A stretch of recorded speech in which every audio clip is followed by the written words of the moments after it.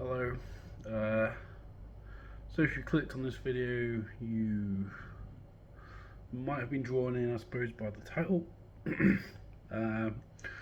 which is basically in this video I want to explore the psychology of being a lone wolf, and just what that means to me on a intuitive level, really.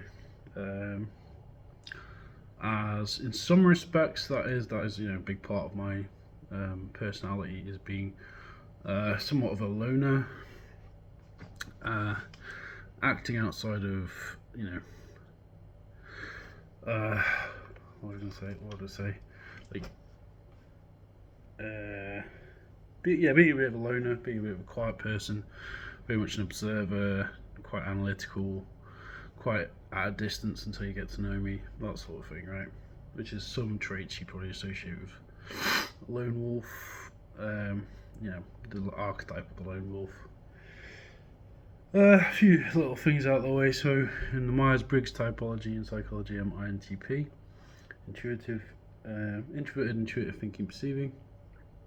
When it comes to the big five, I've already done a whole video covering that, so there's no point going over it again, but basically a highly open, creative, anxious introvert, basically.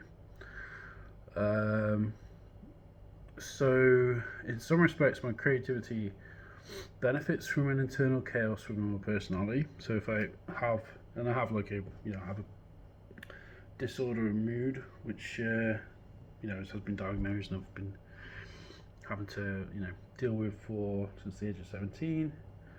Now being 38, that's given me some degree of experience to be able to talk on that aspect of just personality in general, like how bipolar could affect one's traits, I suppose, negative and positive in the personality. Anyway, so how does this manifest? And let me just make some definitions, create some definitions. So I'd define the core characteristics of a lone wolf as strategic, as one, communicative is another, introverted, obviously, lone wolf, the clue's in the word, creative, immutable maybe, due to the introversion, but also in some respects wise, I guess. Now I am just basically, like I said, I'm intuitively dreaming up whichever words come into my mind, but those are the 5 qualities that I think I would assume with the archetype in my own personality. I think recently I've actually been doing some shadow work as a workshop that Jessica Valentine's been running. So I did 3 days of that. So at the minute I'm in a very reflective mood due to that. Just trying to been doing a bit more art recently. Getting back into that again. At the minute I'm just like, but I won't dwell on that too much because that's my personal life, and it's just not that interesting in the context of this video. So what are some of the positive aspects I think in the lone wolf personality? I think being one of them. So lone wolves tend to be very talented in maybe if not a field of areas, then they're hobby people. They're the people of hobbies. They've got restless minds, and because that creativity they want to express in the world, they have that desire to create too, which will be a positive thing. But what's the flip side of creativity? Is destruction, really, or could be. That could be a flip side or a shadow aspect to creativity is destruction. So I think definitely I can speak for myself. one of the negative sides of having this like turbulent personality, which I'm terming the lone wolf, is antisocial tendencies and learning how to manage those, basically. Now, I've got a fairly long history of this. Well, that sounds really bad actually. It's not actually that long. It's more just like sometimes I will wall myself off from people, go into like a hermit-like existence for a while. I've got a bit of a history of mild pyromania. Nothing worrying or nothing that's nothing that's pathological on any deep level, I think. But I do have somewhat of a fixation on fire for sure. That's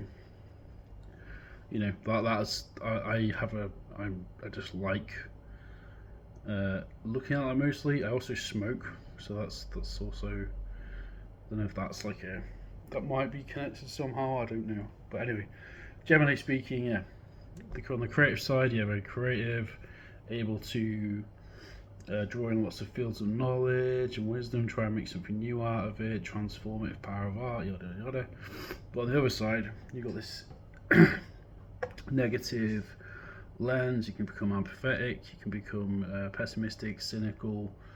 Yeah, definitely cynical.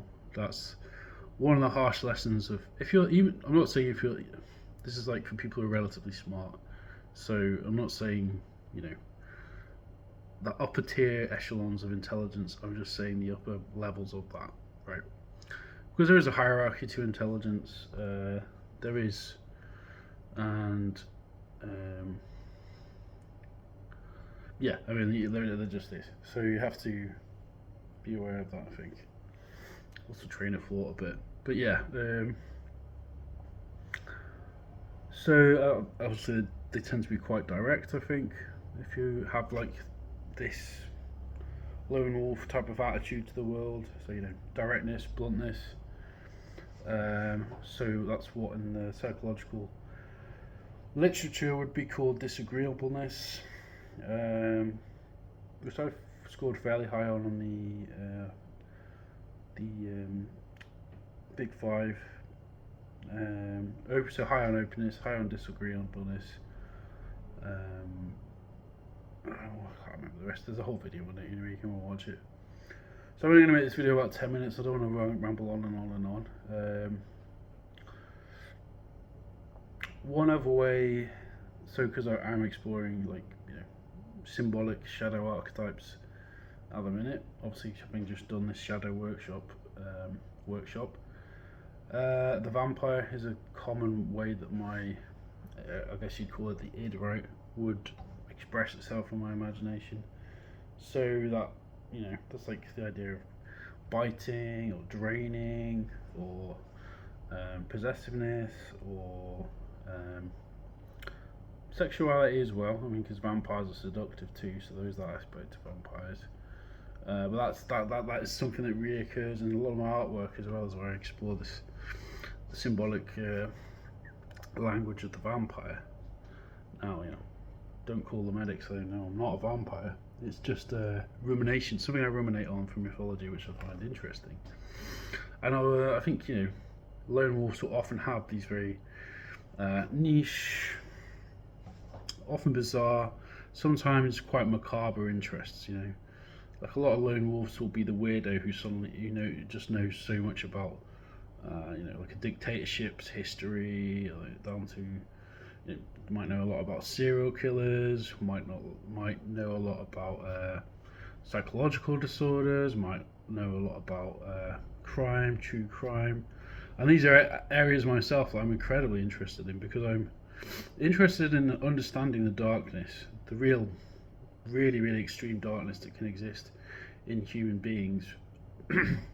Primarily as a defense mechanism for myself and others, really, to be honest. I don't really apply it that much. Like I can say openly that I'm definitely a person who's mixed in the lawful world and the unlawful world.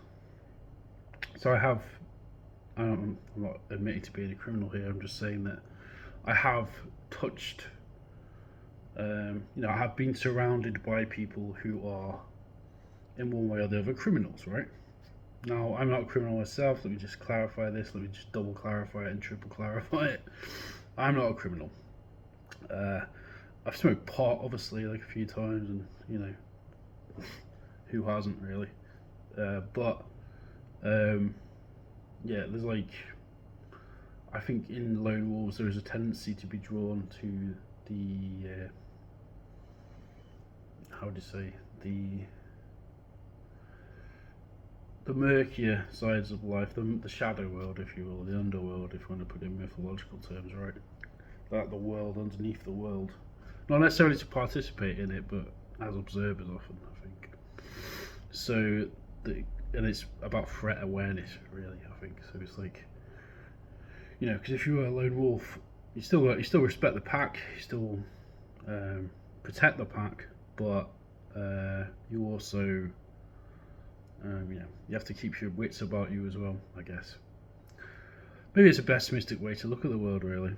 I mean, like, I don't fully. This video's gonna last 5 more minutes, and I want to finish it, right? But obviously, like, a lot of like the whole discussion around masculinity at the minute centers around wolves, because like the alpha, the beta, the gamma, the delta, the whatever, however many, the sigma, the omega, whatever, all these different archetypes. The idea of the alpha and beta first came from observing wolves anyway, so yeah, I think in a lot of respects it is a case of where, and the sociologist who made this, or zoologist I should say, who made this study, did actually say that afterwards that this is all bullshit, it's been misinterpreted by the press. Unfortunately, I have a lot of that now with aspects of the manosphere, not all of which is negative. Some of it's like self-help stuff, some of it's fairly positive, but yeah, that is the lone wolf archetype, if you will, has been co-opted by many of the people who are trying to sell this sort of stuff. That's not what I'm trying to do here. I'm just chatting to whoever wants to listen to this. I don't make any money from my channel. It's not something I ever make money from. The only thing I ever really make money from actually is my Noir Nerd channel, which is more IT focused. This is more just general philosophy and stuff. But yeah, I think I'll finish this video here. I've probably talked for a bit too long. That was just some really just feelings about the lone wolf. The idea of the lone wolf just in general in human psychology. Hope that was interesting. There's something there for you to have some interesting thoughts from. Let me know your comments below.